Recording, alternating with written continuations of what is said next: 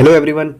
आज की इस वीडियो में हम करने वाले हैं 23 दिसंबर 2021 का सीटेट पेपर 1 का पेपर। अगर आपने लैंग्वेज 2 इंग्लिश चुनी है तो ये वीडियो आपके लिए है, ठीक है। तो चलिए शुरू करते हैं बिना किसी देरी के। देखिए, सबसे पहले जो है आपका पैसेज था इंग्लिश में। तो आपने पेपर दिया, आपने पढ़ा ही होगा। बाकी आप वीडियो पॉज करके इसको पढ़ सकते हैं। हम सीधा क्वेश्चन करेंगे, ठीक है। देखिए, पहला क्वेश्चन जो है इसका पहला क्वेश्चन है, select the option which is true according to the passage. James Watt left his mark of creativity on different fields. James Watt had the ability to improve the function of any kind of machine. What parent worried a great deal about his health? What is considered the father of modern science? तो कौन सा इसमें सही है? तो अगर में आपने पैसेज पढ़ा है तो इसमें जो है ए क्रिएटिविटी थी उनमें, ठीक है। और वो किसी भी तरह की अगर वो मशीन पे फोकस करते थे तो उसको इम्प्रूव कर देते थे, ये भी ठीक है। और उनकी जो हेल्थ के क्योंकि बहुत ही नाजुक थी तो उनके जो पेरेंट्स थे वो चिंता में रहते थे। तो ए बी सी तीनों ऑप्शन सही है, तो ऑप्शन नंबर 4 जो इसका सही आंसर होगा। नेक्स्ट नेक्स्ट है हमारा, विच of the following option is true? James Watt invention of steam engine foreshadows the industrial revolution, ठीक है, ये सही है। James what was a troublesome child, क्या वो शैतानी ज़्यादा करते थे? नहीं, ऐसा कुछ नहीं। The passage tell us about the influence James Watt father had on him, ऐसा भी नहीं बोला। James Watt receive little encouragement from his teachers, ऐसा भी नहीं बोला। तो पहला ऑप्शन जो है इसमें बिल्कुल सही आंसर होगा।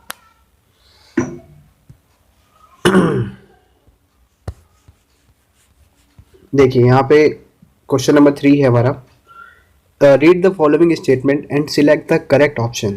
James Watt influence was confined to the invention of steam engine. तो खाली स्टीम इंजन का ही नहीं करा था उन्होंने, कई तरह के जो भी मशीनें थी उन्होंने इम्प्रूवमेंट करा, ठीक है। James Watt was considered as dullard by his neighbours, उनके नेबर्स के द्वारा उनको एक डल समझा जाता था। स्टूडेंट्स नहीं। James Watt delicate health proved a blessing in discuss, तो ऐसा बोला गया, ठीक है, क्योंकि क्या नाम है, उनकी हेल्थ जो है बहुत ही नाजुक थी। डेलिकेट मीन्स जो कोमल बोलते हैं उसको, कोमल हेल्थ, यानी बहुत ही एक तरह से वीक थे थोड़े से। तो उनके जो पेरेंट्स ने उनको स्कूल नहीं भेजा, अब जिसके कारण क्या हुआ, उन्होंने सेल्फ लर्निंग करी थी, ठीक है, सेल्फ लर्निंग करी थी उन्होंने खुद ही। तो सी ऑप्शन यहाँ पे ठीक होगा। James watts parent were keen to send him abroad, ऐसा भी कहीं बोला गया नहीं है पैसेज में। तो ऑप्शन नंबर सी जो है इस पैसेज के अकॉर्डिंग सही होगा। देखिए यहाँ पे होगा भी,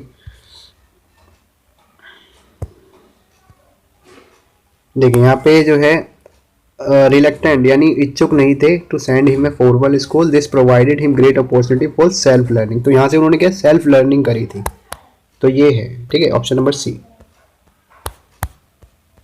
देखिए क्वेश्चन नंबर 4 है हमारा, which part of speech is underlined word in the phrase decisively influenced its course. देखिए डेसिसिवली क्या है हमें बताना है, कौन सा है, एडजेक्टिव है, कंजंक्शन है, वर्ब है, एडवर्ब है। देखिए डेसिसिवली, देखिए आपको पता होना चाहिए एडजेक्टिव क्या होता है। एडजेक्टिव ऐसे शब्द होते हैं जो नाउन या प्रोनाउन की विशेषता बताते हैं ना। तो यहाँ पे देखिए डेसिसिवली इन्फ्लुएंस्ड, इन्फ्लुएंस जो है आपको पता होगा किसी पे दबाव देना या किसी को प्रभावित करना, तो ये अपने आप में क्या है, वर्ब, ठीक है। अब ये डेसिसिवली इन्फ्लुएंस यानी बहुत ही ज़्यादा, डेसिसिवली मतलब बहुत ज़्यादा इन्फ्लुएंस करा, तो यानी क्या है, वर्ब की कैरेक्टरिस्टिक बता रहा है, वर्ब की विशेषता बता रहा है। तो ऐसे शब्द जो वर्ब की विशेषता बताते हैं उनको क्या बोला जाता है, उनको एडवर्ब बोला जाता है, ठीक है। कंजंक्शन जो होते, ये आपका ऑप्शन नंबर 4 सही होगा। देखिए कंजंक्शन जो होते हैं वो होते हैं जैसे दो सेंटेंसेस को जोड़ते हैं, और वर्ब जो होती है जो कोई जो काम क्या कर रहा है यानी एक्शन क्या हो रहा है उसको वर्ब बोलते हैं। तो इसमें आपका ऑप्शन नंबर 4 एडवर्ब सही होगा, ठीक है। ऑप्शन नंबर देखिए क्वेश्चन नंबर 5 है आपका, विच part of the sentence given below contain error. Error वाले क्वेश्चन अब सीटेट में आने लग गए, पहले डीएसएसबी और एसएससी में आते थे। अब देखिए, she found it difficult to cope up with the volume of work assign to her. तो ये क्वेश्चन आपके एसएससी में भी पूछा जाता है। देखिए कोप अप विद, ये वाले में एरर है, टू कोप अप नहीं लगता है इसके साथ, टू कोप विद होता है, ठीक है। कोप के साथ जो प्रीपोजिशन लगती है वो विद लगती है, अप नहीं लगता है, ठीक है। तो ये एरर है यहाँ पे, यानी ऑप्शन नंबर बी जो है इसमें एरर, ऑप्शन नंबर बी किसमें, तीसरे वाले में, तो यानी तीसरा आपका सही आंसर होगा। देखिए question number 6, which of the following word is the antonym of delicate. Delicate मतलब होता है, एंटोनिम बताना है यानी अपोजिट वर्ड। डेलिकेट मतलब होता है कोमल या नाजुक, तो उसका अपोजिट क्या होगा, जो स्ट्रांग होगा। तो स्ट्रांग यहाँ पे क्रूड तो वो होता है कोई, जैसे क्रूड ऑयल बोलते हैं ना, कच्चा माल। फ्लॉड फेवरेबल नहीं। रोबस्ट जो होता है उसका मतलब होता है मजबूत या हार्ड। ठीक है, तो ये हमारा ऑप्शन नंबर, क्योंकि एंटोनियम पूछा है, ऑप्शन नंबर 2 हमारे इसमें सही होगा। ऑप्शन नंबर 7, क्वेश्चन नंबर 7 है हमारा, read the following statement. James Watt was rewarded for his effort by the state authorities. ऐसा कुछ था पैसेज में, ऐसा कुछ बोला गया नहीं है। What father wanted him to become a scientist, तो ऐसा भी कोई प्रेशर नहीं था, उनके बात पर नहीं चाहते थे। तो कौन सा है, कौन, दोनों ही ट्रू नहीं है, दोनों फॉल्स है, तो ए और बी दोनों फॉल्स है। ऑप्शन नंबर 4 सही हो गया। ऑप्शन क्वेश्चन नंबर 8 है, which of the following word has the same meaning as the word evident as used in the passage. देख एविडेंट का आप सर्च करेंगे उसमें गूगल पे, तो इसका मतलब होता है स्पष्ट। स्पष्ट यानी इसका क्या होगा, तो सेम मीनिंग यानी क्लियर। ऑप्शन नंबर 2 इसका सही आंसर आएगा। अब ये देखिए दूसरा पैसेज चालू हो गया आपका, तो इसका भी आप पढ़ सकते हैं वीडियो पॉज करके। हम सीधा क्वेश्चन कर रहे हैं। तो क्वेश्चन नंबर 9 है, which of the following word is the antonym बताना है हमें ऑफ द वर्ड फॉरेन। ठीक है, अब फॉरेन का मतलब आप देखेंगे तो क्या होता है, फॉरेन का मतलब होता है जैसे विदेशी, है ना। और विदेशी का ऑपोजिट क्या होगा, स्वदेशी या अपने देश का हो। तो नेटिव जो होता है वो होता है यानी अपने जो होता है देश का, है ना, मूल निवासी बोला जाता है एक तरह से उसको। तो इसलिए ऑप्शन नंबर 4 जो है नेटिव, वो बिल्कुल सही होगा। अब देखिए लोकल का होता है मतलब जो होता है सार्वजनिक, जैसे लोकल ट्रेन यानी सबके लिए। तो ये भी वैसे फॉरेन का एंटोनिम हो सकता है, लेकिन फॉरेन का मेन जो होगा नेटिव, जो यहाँ पे सही होगा, क्योंकि मूल निवासी, मूल हो गया ना, मूल अपने देश का, और फॉरेन मतलब हो गया विदेश का। तो इसलिए ऑप्शन नंबर 4 जो है सबसे बेस्ट यहाँ पे आंसर रहेगा। लोग देखिए 10वां है, विच part of the following sentence contain an error. ये भी एरर का क्वेश्चन पूछा गया है। He told me that he will not come because his mother was not keeping well. तो इसमें देखिए एरर अब सेंटेंस में नहीं है, यहाँ पे देखिए जो कीप लिखा हुआ है ना, कीपिंग, तो कभी भी जो है कीप के साथ आईएनजी नहीं लगता है। ठीक है, तो ये ध्यान रखना है, तो इसलिए ये एरर है कीपिंग। तो ऑप्शन नंबर डी वाला यानी 4 आपका सही आंसर होगा।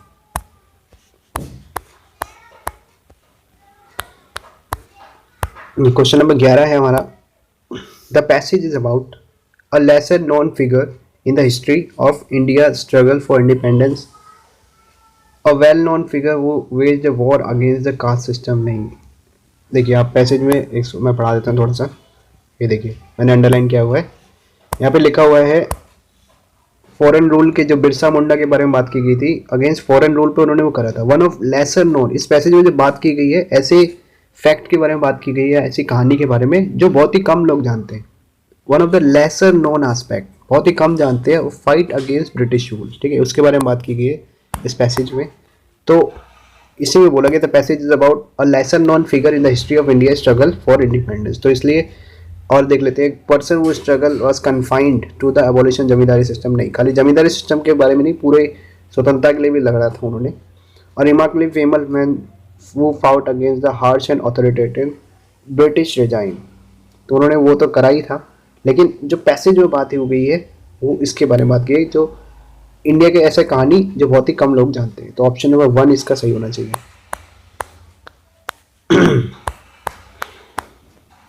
क्वेश्चन नंबर 12 है, read the following statements and select the correct option. It was difficult for the British government to subdue Birsa Munda. Birsa Munda wanted to save the tribal from the greedy Britishers. तो बिरसा मुंडा जो है, एक तो ये भी चाहते थे कि जो भी ट्राइबल लोग हैं वहाँ के, उनको वो ब्रिटिशर्स से बचाना चाहते थे, ये ठीक है। It was difficult for the British government to subdue, और वो जो है सबड्यू मतलब दबाना एक तरह से, है ना। तो वो बिरसा मुंडा को दबा नहीं पाते, तभी तो उन्होंने इतना बड़ा आंदोलन किए थे। तो यानी दोनों ऑप्शन ही सही है, तो यानी 4th ऑप्शन जो होगा ए और बी बहुत ट्रू, वो आपका सही आएगा। आगे देखिए, क्वेश्चन नंबर 13 है, what pretext did the zamindar use to prey upon the tribals. यानी जो जमींदार थे वहाँ के, जो उनके एरिया के होंगे जमींदार, प्रे मतलब शिकार करना होता है, शिकार। तो यानी किस कारण से जो वहाँ के ट्राइबल लोग जो होती जनजाति होती है उनका वो शिकार करते थे या उनका वो शोषण करते थे।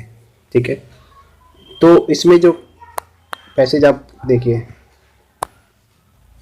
He fought against the predatory tendency, यानी जो प्रीडेटरी मतलब एक तरह से शिकार करते थे वहाँ के, in the name of modernisation. जो वहाँ के ट्राइबल लोग थे उनके मॉडर्नाइजेशन के नाम पे वहाँ की ज़मीनें छीन ली जाती थी कि हम जो है उस ज़मीन का मॉडर्नाइजेशन करेंगे। ठीक है, तो यही आपका सही होगा। वहाँ के जो ज़मींदार से, जैसे जनजातियाँ होती जंगलों में रहती है, अब क्या करते हैं लोग, जो जंगल का भाग जो है वो काट देते हैं, जिसके कारण जो है उनकी ज़मीनें कम होती जा रही है, उनका सरवाइव करना मुश्किल होता जा रहा है। तो वो किस नाम पे जो उनकी ज़मीनें ले लेते थे कि हम मॉडर्नाइजेशन करेंगे एग्रीकल्चर में। तो ऑप्शन नंबर 4 जो है आपका सही होगा, दे वर मॉडर्नाइजिंग एग्रीकल्चर। तो ये उनके पास जो है प्रीटेक्स्ट था, यानी एक तरह से बहाना देके वो करते थे। ठीक है, ऑप्शन नंबर 4। क्वेश्चन नंबर 14 है, the author present Birsa Munda as, उन्होंने बिरसा मुंडा को कैसे प्रेजेंट किया? एग्रीगेटर, यानी बहुत ही गुस्से वाले एक तरह से, नहीं। पॉलिटिशियन की तरह वो काम करते थे, नहीं, पॉलिटिशियन नहीं थे वो। और डिसरप्शनिस्ट, बहुत ही विनाश करते थे, ऐसा भी नहीं है। और पैट्रियट, देशभक्त के बारे में उन्होंने बात करा कि वो आज़ादी चाहते थे अंग्रेजों से, जो गुलामी थे, तो देशभक्त के तरह से। तो ऑप्शन नंबर 4 जो इसका सही आंसर होना चाहिए।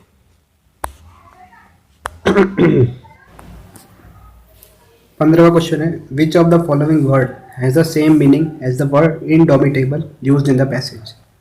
अब इनडोमिटेबल जो है इसका मतलब होता है जिसको दबाया नहीं जा सकता है, जिसको कुचला नहीं जा सकता, एक तरह से वो होता है। अब देखिए इसमें क्या है, डोमिनेंट, डोमिनेंट मतलब होता है प्रभावशाली, जैसे कोई भी अपने फील्ड में हो सकता है डोमिनेंट, तो वो तो नहीं होगा।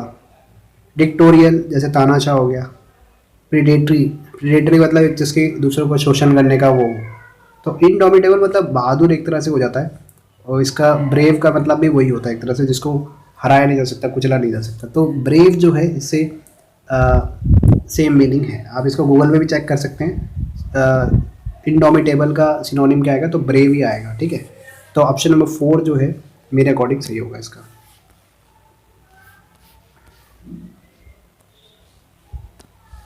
क्वेश्चन नंबर 16 है, which one of the following is not true in language learning. Language learning में कौन सा सही नहीं है? Language skills are transferable from one language to another, बिल्कुल ठीक है। Every child has the capacity to learn many languages if opportunities and due time is given, तो ये भी ठीक है। Mother tongue interfere the learning of second language या foreign language, तो इंटरफियर नहीं करते कोई भी जो है, तो तीसरा गलत है। तो इसमें बोला नॉट ट्रू, तो कौन सा सही नहीं है? तीसरा, यानी ऑप्शन नंबर 3 जो है इसमें सही होगा। 17वां क्वेश्चन है, what is the status given to Hindi language in constitution of India. तो हिंदी लैंग्वेज को क्या दिया हुआ है कॉन्स्टिट्यूशन ऑफ इंडिया में दर्जा, इसको आप गूगल पे चेक करेंगे तो क्या आएगा, ऑफिशियल लैंग्वेज। ठीक है, तो ऑप्शन नंबर 2 जो है इसका सही आएगा। क्वेश्चन नंबर 18 है, which one of the following statement is true of learning languages. Language learning के लिए कौन सी सही है? रीडिंग डेवलप्स बिफोर राइटिंग, देखिए एक तो ये है, learner need to write before reading, तो ऐसा नहीं होता है कि पहले उसको लिखना ही है पढ़ने से पहले। Reading and writing develop concurrently, देखिए first language interfere in the learning of second language, तो ऐसा भी नहीं होता है। अब देखिए कि पहला और जो तीसरा ऑप्शन है, अब आपने स्किल सुनी होंगी LSRW, यानी listening, speaking, reading and writing, यानी एक इस ऑर्डर में चलता है LSRW। तो रीडिंग डेवलप्स बिफोर राइटिंग, अगर इस हिसाब से देखें तो ये वाला पहला ऑप्शन सही हो जाएगा। और reading and writing develop concurrently, यानी एक साथ भी जो है ये डेवलप होती है। तो पहले और तीसरे में से इन दोनों में से एक सही हो सकता है, बाकी जो ऑफिशियल आंसर की आएगी उसमें आपका पता लगेगा कि कौन सा सही है। तो मेरे अकॉर्डिंग इन दोनों में से एक सही होगा, एग्जैक्ट मेरे को नहीं पता। ठीक है, बाकी आप देख लेना आपने क्या लगाया। अब देखिए 19 क्वेश्चन है, A teacher of class 5 asked her student to discuss in groups about what they like and what they did not like, and then to note down ideas to write in few sentences. Student noted down their ideas, develop an outline, wrote a paragraph. What would you uh, call this approach of writing? तो इस approach को क्या बोलेंगे आप? तो ये जो approach है जहाँ पे धीरे धीरे अवेयरनेस आ रही है बच्चे को, जैसे पहले तो उन्होंने सोचा है ना, डिस्कस करा कि उनको क्या पसंद है क्या पसंद नहीं है, फिर उन्होंने जो आइडियाज़ है उनको नोट डाउन करा, फिर उनको उन्होंने पैराग्राफ में लिखा। तो ये एक तरह से क्या होता है, प्रोसेस अप्रोच होती है, ये प्रोसेस अप्रोच होगी। तो ऑप्शन नंबर 2 इसका सही होगा। प्रोडक्ट अप्रोच होती है जहाँ पे पहले ही उनको सब कुछ बता दिया जाता है, जैसे यहाँ पे तो उन्होंने खुद लिखी आउटलाइन, ठीक है। प्रोडक्ट अप्रोच क्या है, जैसे हम ABCD सिखाते हैं बच्चे को, पहले ABCD दिखाते हैं, फिर उनको बताते हैं इसको A बोलते हैं, फिर इसे सेंटेंस बनाते हैं जैसे एयर, ठीक है। तो ये अप्रोच जो होती है तो उसको बोलते हैं प्रोडक्ट अप्रोच। और ये जो लाइन वाइज धीरे धीरे स्टूडेंट कर रहा है, अपने आप पैराग्राफ लिख रहा है, इसको बोलते हैं प्रोसेस अप्रोच। तो ऑप्शन नंबर 2 इसका सही आएगा।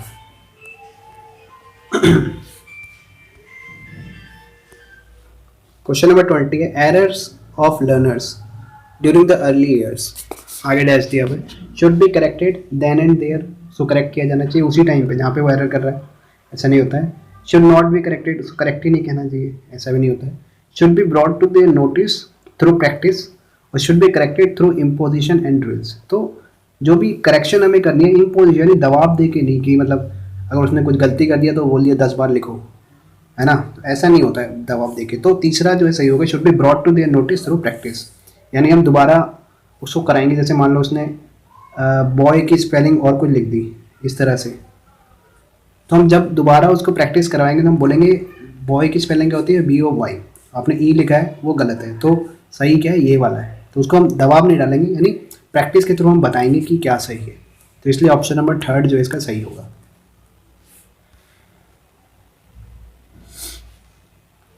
21 क्वेश्चन है when a child learn a language as a second और third language it is assumed as. जब बच्चा दूसरी या तीसरी लैंग्वेज सीख रहा है तो उसको क्या बोलेंगे, लैंग्वेज एक्विजिशन। देखिए लैंग्वेज एक्विजिशन क्या होता है, लैंग्वेज एक्विजिशन होता है जहाँ पे आप बिना प्रयास के कोई चीज़ सीख रहे हैं, जैसे हम मदर टंग सीखते हैं, तो यहाँ पे सेकंड लैंग्वेज की बात की जाए, थर्ड लैंग्वेज की, तो लैंग्वेज एक्विजिशन जो है वो मदर टंग का होता है, तो इसलिए ये तो नहीं होगा। लैंग्वेज एब्स्ट्रैक्शन तो होता ही नहीं है, लैंग्वेज ग्रोथ ऐसा कुछ नहीं होता, लैंग्वेज लर्निंग, ठीक है। तो लर्निंग यहाँ पे जो है इसका ऑप्शन सही है, लैंग्वेज लर्निंग। आपको पता होगा एक्विजिशन और लर्निंग में क्या अंतर होता है, तो इसलिए ऑप्शन नंबर 4 इसका सही है। क्वेश्चन नंबर 22 है A teacher asked her learners of class 3rd to share in their group about the flower, grass and plant in their neighborhood and on the way to school before teaching the poem Daffodils. What is she trying to do? यानी teacher है कोई poem पढ़ा रही है daffodils नाम की, उन्होंने पढ़ाने से पहले ये बच्चों को बोला कि वो अपने एक्सपीरियंस शेयर करें कि जब वो उनके आस पड़ोस में कौन से फ्लावर हैं, उनके घास है, कौन से पेड़ हैं, वो जब वो घर से स्कूल आते हैं तो उनके रास्ते में कौन कौन से जो है वे टू स्कूल कौन कौन से पेड़ पड़ते हैं, कौन कौन से फ्लावर पड़ते हैं, ठीक है। तो उन्होंने ये पहले पूछा डैफोडिल्स पोएम पढ़ाने से पहले, तो उसका क्या आशय, क्या करना चाह रही है वो टीचर। पहला है expecting learners to bring daffodils from their neighbourhood, कि वो कुछ मंगाना चाह रही है, नहीं। Connecting the previous knowledge with the classroom teaching and knowledge, brainstorming ऐसा नहीं है, ब्रेन स्टॉर्मिंग तो अलग होती है activity. Teaching about flowers, landscape, geographical knowledge ये भी नहीं है। तो वो क्या कर रही है, वो कनेक्ट करना चाह रही है प्रीवियस नॉलेज की, कि स्टूडेंट कितना जानते हैं, है ना, पहले से, ताकि वो पहले ही कुछ नॉलेज लेके आए क्लास में, अब जो पोएम पढ़ाएंगे तो वो बच्चे अच्छे से समझेंगे। तो इसलिए ऑप्शन नंबर 2 जो इसका सही आएगा।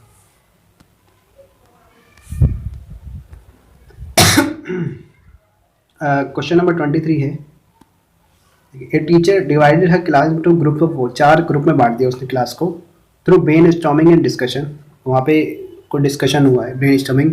She assigned the group themes, उन्होंने ग्रुप को theme they the landscape, building and persons, ठीक है। And collect idea through questions, idea उनको कलेक्ट करने हैं क्वेश्चंस के through. Right A short report on them, ठीक है। इन तीनों पे उनको क्या करना है, क्वेश्चन इकट्ठे करने हैं ग्रुप पे, थीम पे, और कलेक्ट आइडियाज़ थ्रू क्वेश्चन, उनको आइडियाज़ कलेक्ट करने क्वेश्चनिंग के थ्रू, और एक शॉर्ट रिपोर्ट लिखनी है। तो इसको हम क्या बोलेंगे, project work, assignment, speaking and reading, writing task या एक्सकर्शन। देखिए एक्सकर्शन तो होता है जैसे कहीं हम घूमने जाते हैं, पर्यटन, तो एक्सकर्शन तो है नहीं। Speaking in writing task, assignment, assignment भी नहीं है। असाइनमेंट में खाली क्या होता है, टीचर कुछ वो दे देता है क्वेश्चन, वो बच्चे सॉल्व करके लाते हैं, तो ये भी नहीं। अब देखिए दो ऑप्शन बचे हमारे पास, प्रोजेक्ट वर्क और स्पीकिंग एंड राइटिंग टास्क। अब यहाँ पे बोला इन्होंने ब्रेन स्टॉर्मिंग। अब ब्रेन स्टॉर्मिंग होती है तो ब्रेन स्टॉर्मिंग क्या होता है, हर कोई अपने अपने विचार देता है, वहाँ पे नेगेटिव विचार भी आता है, सुनना भी पड़ता है। तो यहाँ पे इन्होंने बोला खाली स्पीकिंग एंड राइटिंग, ऐसा तो नहीं है, यहाँ पे सुनना भी तो पड़ेगा ब्रेन स्टॉर्मिंग में।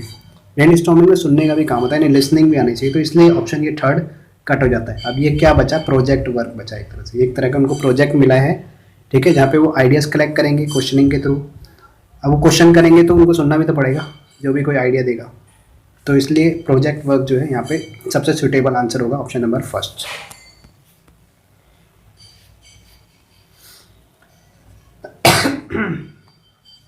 Which one of the following ways is appropriate with regard to using stories in language classroom? Language सिखाते टाइम स्टोरी का यूज़ कर रहा है कोई टीचर, तो वो क्या है, सबसे सुटेबल है बताना है हमें। यूजिंग स्टोरीज फॉर मोरलाइजिंग, यानी नैतिक वैल्यूज़ के लिए। Stories for teaching some structures, storytelling as a strategy, और टीचिंग स्टोरी एज कॉन्सेप्ट्स। तो ये ऑप्शन देखिए, इसमें मेरे हिसाब से कई सारे इसमें जो है राइट है। जैसे यूजिंग स्टोरी फॉर मॉरलाइजिंग, स्टोरी का यूज़ किया जाता है नैतिक वैल्यू के लिए भी, क्या अच्छी शिक्षा देने के लिए भी बच्चों को सुनाई जाती है स्टोरीज, तो मेरे हिसाब से ये भी ठीक है। Using story for teaching some structures, जैसे चाइल्ड अप्रोच जो होती है, चाइल्ड सेंटर अप्रोच, उसमें भी हम जो स्टोरी सुनाते हैं उसमें जो सेंटेंसेस आ रहे हैं उससे हम ग्रामर भी पढ़ा सकते हैं, तो इस हिसाब से ये भी सही हो रहा है। Storytelling as a strategy, एक स्ट्रैटेजी की तरह भी हम कोई भी जो है कॉन्सेप्ट पढ़ाने से पहले कुछ स्टोरी सुना सकते हैं, तो ये भी ठीक हो रहा है मेरे according.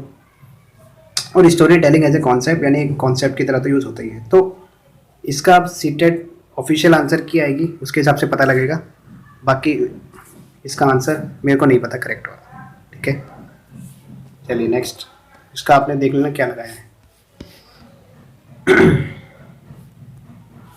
A teacher of class 4 gave lot of sentence with word like to, in, into, with, for, and then the learner noticed these word which the teacher named as position word। यानी पहले teacher ने कुछ sentences दिए जिनमें ये word जो हैं, ये वाले, उनका यूज़ हो रहा था। बाद में उन्होंने नोटिस करा बच्चों ने कि ये जो है वर्ड कौन से हैं, पोजीशन वाले, यानी किसी पोजीशन में लग रहे हैं। Later she gave them some more sentences in which learners are asked to write the position word. अब उनको क्या, फिल इन द ब्लैंक्स वाले, जहाँ पे इनको ये वर्ड्स भरने थे। At the end she told them these words are known as preposition. अब उन्होंने अंत में बताया कि ये कौन से वर्ड है, प्रीपोजिशन बोलते हैं। तो इस स्ट्रैटेजी को कैसे बोला जाता है, ये जो पढ़ाया उन्होंने प्रीपोजिशन, क्या बोलेंगे इसको। ये ग्रामर टीचिंग है, डिक्लेरेटिव नॉलेज है, प्ले वे ग्रामर। देखिए प्ले वे तो नहीं है, ग्रामर टीचिंग सिंपल वाले नहीं है। देखिए अब दो होते हैं, एक तो होता है डिक्लेरेटिव नॉलेज और एक कॉन्शियसनेस रेजिंग। डिक्लेरेटिव नॉलेज होते हैं जहाँ पे हम फैक्ट की बात करते हैं, या डायरेक्ट हम जो है बच्चों को बताते हैं, जैसे प्रीपोजिशन हो गया, डायरेक्ट हम बता रहे हैं ये प्रीपोजिशन है, इसकी डेफिनेशन है, वो तरह से। कॉन्शियसनेस रेजिंग में मतलब जहाँ पे एग्जाम्पल्स के थ्रू, जैसे इसमें हुआ है, पहले एग्जाम्पल्स दिए, जैसे an apple is on table, है ना, फिर ऑन आ गया, इसी तरह के और एग्जाम्पल्स दिए, फिर धीरे धीरे उनको बताया कि एंड में कि प्रीपोजिशंस कहलाते हैं, तो इसको जो बोलते हैं कॉन्शियसनेस रेजिंग बोलते हैं। तो इसलिए ऑप्शन नंबर थर्ड जो है इसका सही होगा। क्वेश्चन नंबर 26 है, the process through which A learner learn reading. बच्चा रीडिंग सीख रहा है, उसको क्या बोलेंगे।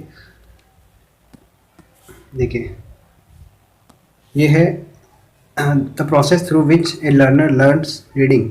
बच्चा पढ़ना सीख रहा है, उस प्रोसेस को क्या बोलते हैं, structural and linear, developmental, form focus, या लैंग्वेज बेस्ड। अब ये जो है देखो, डेवलपमेंटल तो होगा नहीं और फॉर्म फोकस भी नहीं होगा, इसका पहला या चौथे में से एक सही होगा, ठीक है, पहले या चौथे में से। इसका ऑफिशियल आंसर क्या आएगी तब पता लग जाएगा कि कौन सा सही है। क्वेश्चन नंबर 27 है, a teacher collect the instances of learning and performance of learners and make a note of them to report in the assessment report. यानी टीचर ने क्या करा, कलेक्ट करा कुछ एग्जाम्पल्स, क्या क्या जो उन्होंने लर्न करा है और उनकी जो परफॉर्मेंस कैसी थी लर्नर की, ठीक है, वो उनका एक वो करा है इंस्टेंस, यानी एग्जाम्पल होता है, इंस्टेंस का मतलब एग्जाम्पल कुछ ले लिए, उससे make a note of them to report in the assessment record, यानी उसका रिकॉर्ड कर लिया कुछ कुछ एक्टिविटी रिपोर्ट के लिए असेसमेंट रिकॉर्ड में, कि जैसे दिखा फाइल बनाते हैं उसको। तो what is the assessment process known as, इस असेसमेंट प्रोसेस को क्या बोलेंगे? Portfolio assessment, summative assessment. देखिए समेटिव असेसमेंट होता है कि जो भी बच्चे ने पूरे उसमें सीखा सेशन में, उसके एंड में उसने कैसा परफॉर्म करा, तो वो होता है यहाँ पे। लेकिन इसने लर्निंग का भी रिकॉर्ड करा है ना, तो समेटिव असेसमेंट खाली परफॉर्मेंस का होता है, तो ये तो नहीं होगा। कॉम्प्रीहेंसिव असेसमेंट, कॉम्प्रीहेंसिव होता है मतलब इसमें स्कोलास्टिक और को स्कोलास्टिक, यानी बच्चा खेल कूद में कैसा है, मॉरल वैल्यूज़ कैसी है, आदतें कैसी है, वो सब भी रिकॉर्ड करना होता है। तो ये सब तो रिकॉर्ड नहीं करा, इसलिए ये भी कट हो गया। Non formal assessment, non formal भी नहीं है। नॉन फॉर्मल होता है क्लास के बाहर, क्लास के बाहर तो नहीं, क्लास में ही करा, तो ये भी कट हो गया। तो इसलिए ये जो बचा हमारा पोर्टफोलियो असेसमेंट जो इसका सही आंसर होगा, यानी ऑप्शन नंबर 1। क्वेश्चन नंबर 28 है अ टीचर ब्रॉट यूटेंसिल्स, यानी कुछ बर्तन लाए हैं, एंड टॉयज फ्रॉम होम, घर से। एक टीचर घर से लेके आए बर्तन और कुछ toys to teach vocabulary in contextual, यानी बच्चों को वोकेबलरी सिखाने के लिए। What are these material known as? Aids, realia, objects of cooking और थीमेटिक वोकेबलरी। तो इन तरह के जो वर्ड्स होते हैं जो बच्चे की कुछ सिखाने के लिए, कनेक्ट करने के लिए लैंग्वेज को यूज़ किए जाते हैं, उनको बोलते हैं हम रीलिया। ठीक है, रीलिया बोला जाता है इन तरह के ऑब्जेक्ट्स को जो कुछ सिखाने के लिए बच्चों को यूज़ किया जाता है। ऑप्शन नंबर 2 जो इसका सही आएगा।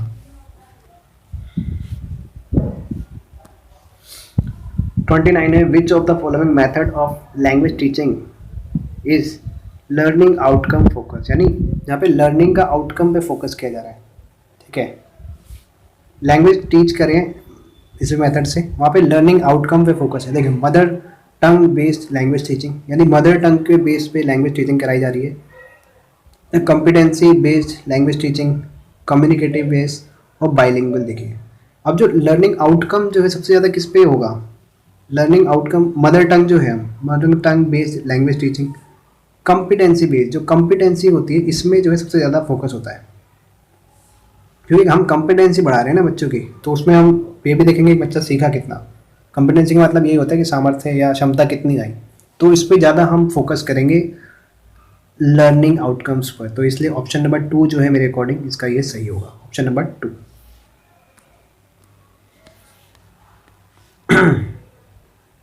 What does multilingualism as a policy, multilingualism यानी बहुभाषिकता जो है policy mean in school education, school education में क्यों यूज़ किया जाता है? देखिए all children begin their schooling in their mother tongue home language and add more language as they progress, यानी पहले जो बच्चा है जो घर से वो सीख के आया भाषा उसी को पढ़ाया जाएगा, फिर वो जैसे जैसे बड़ा होता है उसी में जो है और लैंग्वेजेस ऐड होती रहेगी।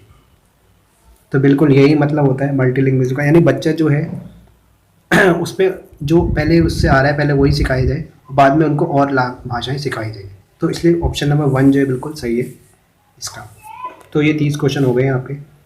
आपको कमेंट करके बताना है कि आपको कैसा लगा वीडियो, और अपने दोस्तों का शेयर कर देना। Thank you and have a nice day.